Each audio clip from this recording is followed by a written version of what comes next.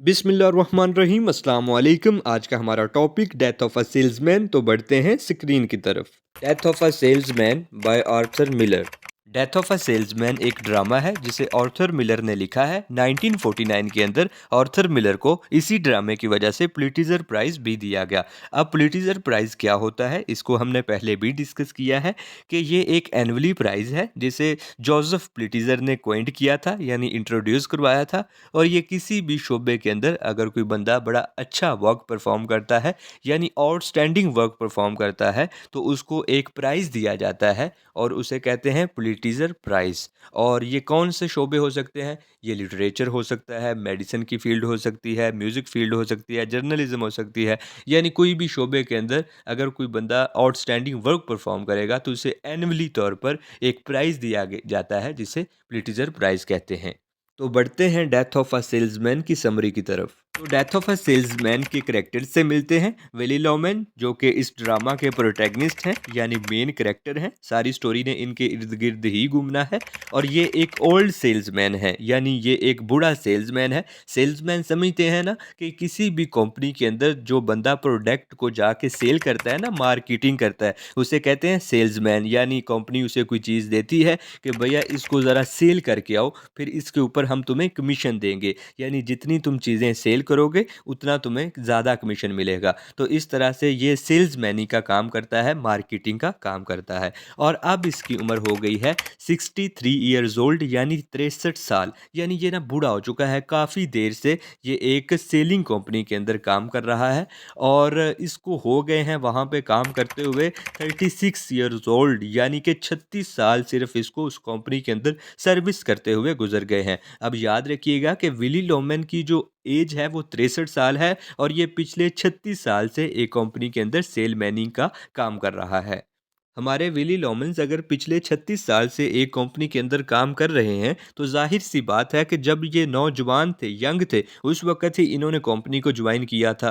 तो जब Willie Lohmann ने इस कंपनी को ज्वाइन किया था ना, तो इस वक्त ये काफ़ी एनर्जेटिक थे, यंग थे और ना बड़ी अच्छी खासी सेल्स किया करते थे, लोगों को जाके बताया करते थे कि इस चीज़ का ये फ़ायदा है और ये चीज़ आपको इतने कम दाम में मिल जाएगी। यानी उसके ना फ़ायदे बताया करते थे और बड़ी अच्छी सेलिंग किया करते थे, जिसकी वजह से इनको कमीशन भी ज़्यादा इकट्ठा हो जाता था और इनका जो घर था वो बड़े अच्छे से चल रहा था।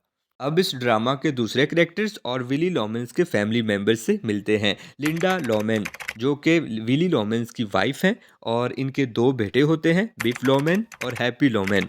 अब ये जो बिफ लॉमेन है ये एल्डर है, यानी बड़ा बेटा है, और इसकी एज है 34 ईयर्स ओल्ड और हैप्पी लॉमेन इससे छोटा है। मीन्स ये कि जो दोनों बेटे हैं ये नौजवान होते हैं, यंग होते हैं। याद रखिएगा कि अक्सर कंपनीज के सेलिंग डिपार्टमेंट्स में जितने भी वर्कर्स काम कर रहे होते हैं उन्हें यही कहा जाता है कि आपकी कोई फिक्स्ड सैलरी नहीं है, बल्कि आपकी सैलरी है ही नहीं। आपने ये प्रोडक्ट सेल करनी है और इनके ऊपर ही आपको कमीशन मिलना है। फॉर एग्जांपल, एक मोबाइल की कंपनी है, वो अपने सेलिंग वर्कर्स से कहती है कि अगर आप एक मोबाइल को 1 लाख में बेचते हैं तो इस पर आपको 10% कमीशन दिया जाएगा।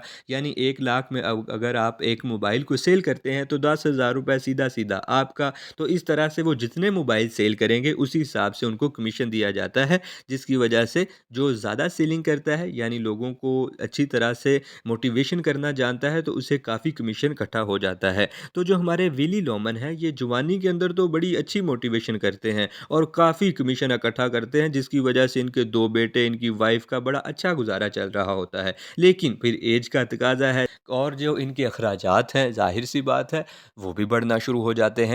अब क्वेश्चन ये राइज होता है कि इसके जो दो बेटे हैं, बिफ लॉमेंस और हैप्पी लॉमेंस, ये यंग हैं, नौजवान हैं, तो ये क्या काम करते हैं? जो बिफ लॉमेन है ये 34 साल का हो गया है और अभी तक अपनी ज़िंदगी के अंदर सेटल्ड नहीं हुआ और ये जॉब करना पसंद नहीं करता। हालांकि स्टार्टिंग के अंदर इसने कुछ जॉब की भी है। ओलिवर इसका बॉस होता है, नाम याद रखिएगा क्योंकि ये इसके पास दोबारा से जाएगा। लेकिन ये उसकी जॉब को छोड़कर आ जाता है और ये कहता है कि मैं करूँगा एग्रीकल्चर, खेती बाड़ी, क्योंकि इसमें मुझे काफ़ी इंटरेस्ट है। और जो छोटा बेटा हैप्पी लॉमन्स है, ये भी अपने फादर वेली लॉमन्स की तरह ही एक डिपार्टमेंटल स्टोर के अंदर सेलमैनिंग का काम करता है। अब जहाँ पे ये स्टोर के अंदर काम कर रहा होता है ना, तो इसके साथ ज़ाहिर सी बात है और भी बड़े इसके कोलीग होंगे जो सेल्समैनिंग करते हैं। तो ये जो उनकी वाइफ्स है ना, उनकी जो गर्लफ्रेंड्स होती हैं, ये उनके साथ ना इंजॉयमेंट करता है, सेक्स मारता है और उनके साथ सोता है। यानी ये इस तरह से ये जो हैप्पी लॉमन्स है, ये मॉरली करप्ट होता है। और जो हमारे विली लॉमन्स है यानी इसके फादर, उन्होंने भी अपनी जवानी के अंदर बड़ी औरतों के साथ अफेयर चलाए हैं और जिसकी वजह से उसका जो बेटा है छोटा हैप्पी लॉमन्स, वो भी अब जब यंग है तो वो भी सेल मैनिंग के साथ साथ इंजॉयमेंट भी कर रहा है।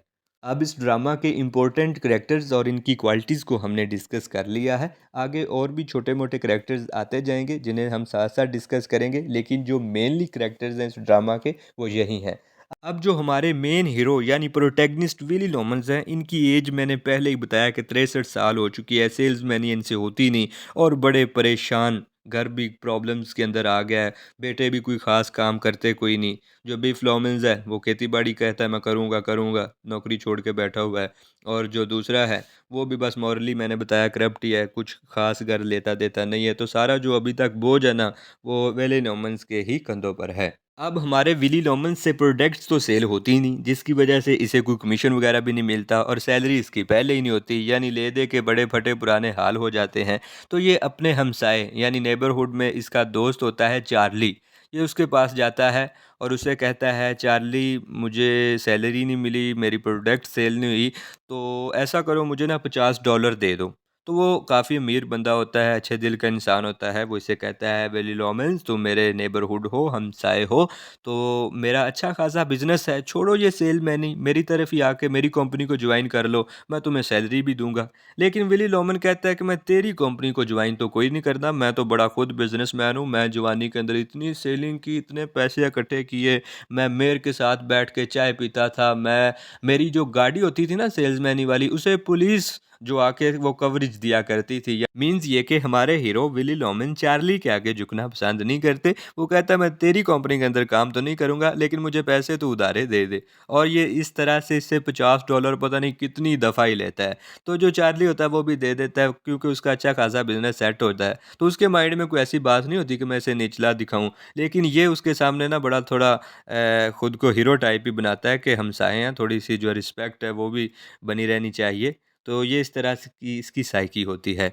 चार्ली का एक बेटा होता है बर्नार्ड, और ये इसके बड़े बेटे बिफ के साथ पढ़ता था। जब ये पढ़ाई करते थे ना, यानी बिफ अब तो 34 साल का हो गया, अब तो नहीं वो पढ़ रहे होते, लेकिन जब ये पढ़ते थे तो बर्नार्ड और बिफ इकट्ठे पढ़ते थे। विली लॉमेंस अपने बेटे बिफ से भी यही कहा करता था कि बर्नार्ड का फादर चार्ली जो कि एक बिजनेसमैन है, लेकिन वो इतना ज़्यादा प्रॉफिट नहीं एक माह के अंदर जनरेट करता जितना ज़्यादा मैं कमीशन इकट्ठा कर लेता हूँ। यानी जब जवानी के अंदर विली लॉमेन जवान था ना, तो ये काफ़ी सेलिंग कर लिया करता था, लेकिन ये अपने बेटों के लिए हीरो हुआ करता था। लेकिन ये तो थी जवानी की बात, और अब जब वेली लॉमेंस की 63 साल उम्र हो चुकी है, चीज़ें सेल होती कोई नहीं, सैलरी मिलती कोई नहीं, और ऊपर से चार्ली से $50 पकड़ कर घर आकर ये कहते हैं कि ये मेरी सैलरी है और इससे काम चलाओ। लेकिन अंदर में तो इन्हें पता होता है ना खुद से कि मैं ये चार्ली से पकड़ रहा हूँ, मैंने उसे रिटर्न भी करने हैं, कर्जा भी बढ़ रहा होता है, जिसकी वजह से ना ये मेंटल इलनेस का शिकार होना शुरू हो जाते हैं। टेंशन बड़ी लेता है विली लोमन, और इसे ना हेल्यूजन्स होना शुरू हो जाती है। हेल्यूजन समझते हैं ना, कि ये साइकी के अंदर एक इलनेस होती है, यानी मेंटल इलनेस है। इसके साथ एक स्लीपिंग पैरालिसिस भी होती है, स्लीपिंग वॉकिंग, यानी कुछ लोग जो रात को उठ के चलना शुरू कर देते हैं, और कुछ लोग जो स्लीपिंग पैरालिसिस यानी सोए हुए डर जाते हैं, उनका जिस्म जाम हो जाता है। इस चीज़ों को हमने बड़ी डिटेल के साथ डिस्कस किया हुआ है। और जो हेल्यूजन्स है, ये इलनेस मेंटल इलनेस है जो, लेकिन जो हेल्यूजन्स मेंटल इलनेस है ये विली लोमन्स को होना शुरू हो जाती है। अब इसके अंदर होता यह है कि हम एक चीज़ को इमेजिनेशन के अंदर यानी माइंड के अंदर इतना सोचते हैं, इतना बढ़ा देते हैं कि वो चीज़ हमें रियलिटी के अंदर भी दिखना शुरू हो जाती है। यानी कुछ लोग किसी चीज़ को इतना ज़्यादा अपने माइंड के ऊपर सवार कर लेते हैं, फिर वो जब इस तरह से उसका ख्याल करते हैं ना, तो उन्हें दिखाई देता है कि ये शायद चीज़ मेरे सामने गुजर रही है, मेरे सामने ही है। तो इस तरह से विली लोमेंस मेंटल इलनेस का शिकार हो जाते हैं। अब विली नॉमन सॉल्यूशंस के अंदर अपने जो दोनों बेटे हैं उनको बड़ा छोटा-छोटा कंसीडर करते हैं। यानी ये सोच रहे होते हैं कि मेरे बेटे तो अभी छोटे-छोटे हैं, तो इस तरह से ये लाड-लडाना शुरू कर देते हैं। और लिंडा जो कि इनकी वाइफ़ है वो देखती है, हाय अल्लाह! ये विली नॉमन्स को क्या हो गया है? ये किस तरह की हरकतें कर रहा है? ये किससे लाड लड़ाई जा रहा है अकेला बैठा? तो वो बड़ी परेशान हो जाती है कि इसे क्या हो गया है?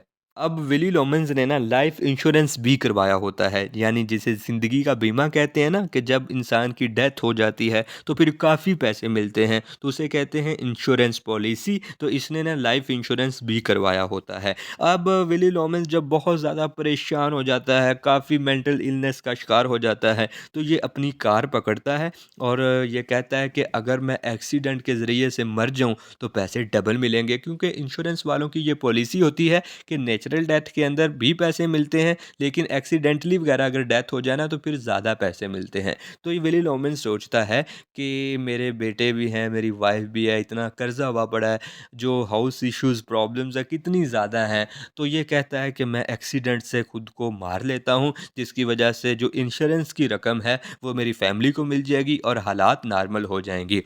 विली लॉमेंस जानबूझकर अपनी कार का एक्सीडेंट करवाता है, लेकिन ये बच जाता है और लिंडा को इस बात की समझ आ जाती है कि ये जानबूझकर अपनी कार का बार बार एक्सीडेंट करवा रहा है। तो ये अपने बेटों से यानी बिफ लॉमेंस और हैप्पी लॉमेंस से कहती है कि तुम्हारे फादर देखो किस तरह की हरकत कर रहे हैं, ये बार बार अपनी गाड़ी को ठोक रहे हैं ताकि ये मर जाएं और इंश्योरेंस की रकम है वो हमें मिल जाए, जिसकी वजह से दोनों बेटे बड़े परेशान होते हैं। और जो बिफ लॉमन यानी बड़ा बेटा है ये अपने फादर विल लॉमन से कहता है कि अब्बा जी तुसी परेशान ना होवो, मैं अपने पुराने बॉस के पास अभी जाता हूँ और उससे लोन लेता हूँ और फिर एग्रीकल्चर यानी अपना बिजनेस शुरू करता हूँ, फिर हमारे पास वारे न्यारे हो जाएंगे, पैसे ही पैसे हो जाएंगे, बस मैं अभी जाता हूँ। और जो विली लॉमन्स होता है वो कहता है हाँ मैं भी अपने बॉस के पास जाता हूँ और उसे जाके कहता हूँ कि देखो सेल्समैनिंग का काम तो अब मुझसे होता कोई नहीं, मैंने बड़ी देर यानी 36 साल आपकी कंपनी में काम किया है, तो मुझे अब एक ऑफिस दो और जहाँ पे बैठ के मैं जो है वो जो कहोगे करूँगा और इसके अलावा मेरी एक फ़िक्स्ड सैलरी लगा दो। तो ये कहता है बिफ डोमेन जो बड़ा बेटा है, ठीक है आप जाएँ अपने बॉस के पास और मैं भी अपने पुराने बॉस से कुछ जाके लोन वगैरह अपील करता हूँ। विली लॉमन कंपनी में अपने बॉस के पास जाता है और उसे कहता है कि मेरी कोई फिक्स्ड सैलरी लगाओ, मैंने 36 साल इस कंपनी के लिए काम किया है और मुझे एक ऑफिस दो। तो बॉस उसे देखता है, ये विली लॉमन्स को क्या हो गया है? सेलिंग डिपार्टमेंट का बंदा है और आके किस तरह की फरमाइशें कर रहा है। तो ये विली लॉमन अपने बॉस से कहता है $65 मेरी सैलरी लगाओ चलो और एक ऑफिस दो मुझे। वो बॉस इसे कहता है सेलमैन ही करो जाके और जाओ अपना काम करो, इस तरह की क्या तुम्हें हो गया, इस तरह तुम्हारे कहाँ से सैलरी लगाएं, सेलिंग मैन वालों की होती है कोई सैलरी, अपना कमीशन इकट्ठा करो, चलो शाबाश अपनी जॉब पे। तो ये कहता है चल $65 नहीं $50 ही लगा दे। तो वो कहता है नहीं नहीं जाओ सेलमैनिंग का काम करो, मैं उधर से भी निकाल दूंगा तुम्हें। तो फिर कहता है $40 ही लगा दे, ऑफिस दे दे साथ में एक। तो ये उसे कहता है उठ निकल जा चल आज तो तेरी और दूसरी तरफ घर के बड़े बेटे बिफ लॉमेंस अपने ओल्ड बॉस यानी जहाँ पे ये कभी कंपनी के अंदर काम किया करते थे ना, उस बॉस के पास जाते हैं जिसका नाम ओलिवर होता है। ये उसे जाकर कहते हैं कि मुझे लोन चाहिए, मैं अब एग्रीकल्चर करना चाहता हूँ, मेरा बाप एक सेलिंग कंपनी के अंदर काम किया करता था, तो उसकी 63 साल उम्र हो चुकी है, अब पता नहीं उससे कमाया जाए या ना कमाया जाए, आप मुझे लोन दें मैं एग्रीकल्चर करूँगा और आपको जितना उसके ऊपर इंटरेस्ट बनेगा वो सब दे दूँगा। इसका बॉस इसे देखता है, भाई कब काम तुम करता रहा है यहाँ, कौन है तू, चल निकल जा इधर से। तो अभी फ्लमन कहता है अच्छा आप पहचानते ही नहीं, तो इसे भी कुछ नहीं मिलता और ये भी घर आ जाता है। अब यहाँ पे नोट करें कि विली लॉमेंस के पास भी कोई नौकरी नहीं है और बिफ को भी कोई लोन नहीं मिला। अब ये बड़े परेशान तीनों बाप बेटे एक होटल के अंदर बैठते हैं जाके। तो बिफ लोमन उसे बताता है कि मैं अपने बॉस के पास गया था लेकिन उसने मुझे कोई चीज़ नहीं दी। और विली लोमन कहता है कि बेटा मैंने भी उसे जाके कहा $40 ही दे दे साथ एक ऑफिस दे दे, तो उसने मुझे तो निकाल ही दिया, मैं भी छोड़ के आ गया हूँ। जो हैप्पी लोमन्स होता है वो कहता है मैं तो कर ही रहा हूँ ना एक डिपार्टमेंटल स्टोर के अंदर टूटी फूटी सी सेल मैनिंग जैसे भी कर रहा हूँ। तो वो कहते हैं ठीक है ठीक है। तो विली लोमन ना अब वहाँ पे होटल के अंदर बैठा-बैठा ही दोबारा से मेंटल इलनेस इल्यूजन्स के अंदर चला जाता है और सोचना शुरू कर देता है अपने भाई के बारे में। इसका एक भाई होता है बेन, जो कि अफ्रीका चला जाता है वो क्यों जाता है, बेन जो होता है ना, वो विली लोमन और बेन के जो फादर होते हैं वो गुम हो जाते हैं। वो उन्हें ढूंढता हुआ अफ्रीका जाता है और अफ्रीका के अंदर जाके ना जो कोयले की खानें होती हैं वहाँ पे काम करना शुरू कर देता है, और बेन को वहाँ से ना हीरे मिलते हैं, जिसकी वजह से वो अफ्रीका के अंदर ही सेटल्ड हो जाता है और काफ़ी अमीर होता है। तो अब ये विली लोमन सोच रहा है कि मैं भी अपने भाई बेन की तरह अपने फादर को ढूंढने के लिए उस वक्त अगर अफ्रीका चला जाता और वहाँ से मुझे भी हीरे हुरे मिल जाते, तो आज मैं भी बड़ा अमीर होता। अब तो मेरे बड़े बुरे हालात हुए पड़े हैं। तो जब ये ज़्यादा सोच रहा होता है, मैंने बताया कि सेल्यूशंस की इलनेस होती है, तो ये अपने भाई को ना, यानी बेन जिसकी डेथ हो चुकी है अफ्रीका के अंदर अब तो, ये उसको अपने सामने पाता है और उसे कहता है, बेन कहाँ हैं वो हीरे जो उधर तुमने रखे थे, तू तो मर गया है, मुझे ही दे दे, देख कितने बुरे हाल हैं तेरे भाई के। तो बेन उसे कहता है, छोड़ ये सब। मतलब वो इमेजिनेशन के अंदर उसके फ्रंट में आ गया ना करेक्टर, समझ रहे हैं आप, हकीकत में वो नहीं होता, लेकिन एजुल्यूजन के ज़रिए वो उसको कंसीडर कर रहा होता है कि मेरे सामने बैठा हुआ है। तो वो बेन उसे कहता है कि तुम्हारी वो पुलिस ही नहीं हो ये इंश्योरेंस वाली, कितने पैसे मिलने हैं, मर, मैं भी मर के ऊपर ऐश कर रहा हूँ, इतना ज़्यादा खुश हूँ, तू भी मर, और सारे पैसे इनको मिल जाएंगे, घर का कर्जा भी उतर जाएगा, दोनों बेटे भी सेटल्ड हो जाएंगे, जो आपकी वाइफ लिंडा है वो भी सेटल्ड हो जाएगी फुली। तो मरो तुम, एक्सीडेंट वगैरह करो, और इनको काफ़ी पैसे मिलेंगे। तो यही इसका बेहतरीन हल है। तो अब ये देखते हैं इसके दोनों बेटे बिफ और हैप्पी लोमन्स के ये किससे बातें कर रहा है हमारा बाप। तो बिफ लोमन और हैप्पी लोमन कहते हैं एवें लगा हुआ है, पता नहीं क्या बड़बड़ाता रहता है। और इनकी अचानक से होटल के अंदर दो खूबसूरत गर्ल्स बैठी होती हैं, उनके ऊपर नज़र पड़ती है। तो ये कहते हैं माशाल्लाह लड़कियां बैठी हुई हैं। तो ये अपने बाप विली लोमन को उधर छोड़ते हैं, एक एक लड़की को पकड़ते हैं और होटल से निकल जाते हैं, और विली लोमन उधर अकेला बैठा ही बड़बड़ाई जाता है। अब विली लॉमन अपने भाई बेन जिसके साथ वो इमेजिनेशन के अंदर कन्वर्सेशन कर रहा है, उसकी बातों से फुली तौर पर ना चार्ज हो गया होता है, एनर्जेटिक हो गया होता है, और वो कहता है हाँ इंश्योरेंस वाली रकम मिलेगी मेरी फैमिली को, तभी जाके मसले हल होने हैं। ये अपनी कार भगाता है और ठोक देता है अपनी कार को, और इसकी विली लॉमन की डेथ हो जाती है। जिसके बाद इसकी जो इंश्योरेंस वाली रकम होती है वो इसकी फैमिली को मिलती है, जिसकी वजह से वो अपने घर के जितने भी प्रेशर्स होते हैं, जितनी भी प्रॉब्लम्स होती हैं, उनको हल कर लेते हैं, न्यू घर भी ले लेते हैं, गाड़ी भी ले लेते हैं, और जितना भी कर्जा वगैरह होता है वो उतार देते हैं। तो यहाँ पे देखें अब विली लॉमन जो इस घर के अंदर रहने के लिए मौजूद नहीं है, लेकिन अपनी फैमिली के लिए वो बहुत सारी आसानियाँ कर गया है। तो ये था आज का हमारा drama death of a salesman. उम्मीद करते हैं कि इससे रिलेटेड बहुत सारी चीज़ें आपको क्लियर हो गई होंगी। नेक्स्ट लेक्चर में इसके थीम को डिटेल के साथ डिस्कस करेंगे। तब तक के लिए इजाज़त दीजिए। अल्लाह हाफिज़।